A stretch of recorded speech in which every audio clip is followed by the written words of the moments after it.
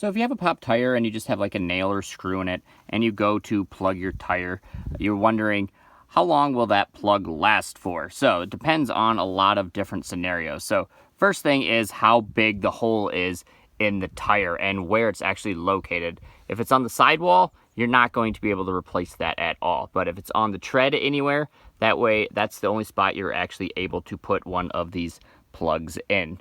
So that's your first case. So now next you got to figure out how big the hole is. If it's anything over 1/4 of an inch, you're not going to be able to plug it anyways. You might be able to plug it, but that's not going to be a good fix at all, and you're going to have to get it repaired as soon as possible. So, less than 1/4 of an inch. Next off is how good your plug holds. So if you're new to it, you might put it at an angle or something, just do different things, and it might not actually hold as well as it could if you were more used to plugging your tires. So if you plug it, just always keep an eye on your tire pressure sensor in the vehicle to make sure that it's holding air. If it's holding air, you should be good to go for most of the time for the lifetime of the tire.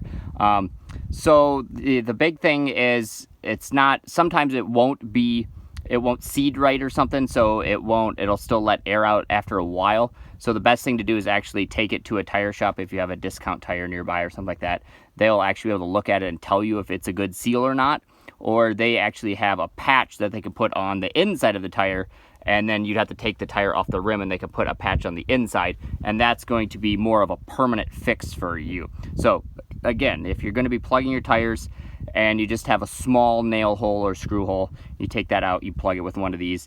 It should seed pretty well, and they work pretty well, but always just keep an eye on the tire pressure monitoring system inside to make sure that it's not losing air. So if you go a few weeks and you're not having any issues, it's probably a pretty good chance that it's going to last you the rest of your life of that tire.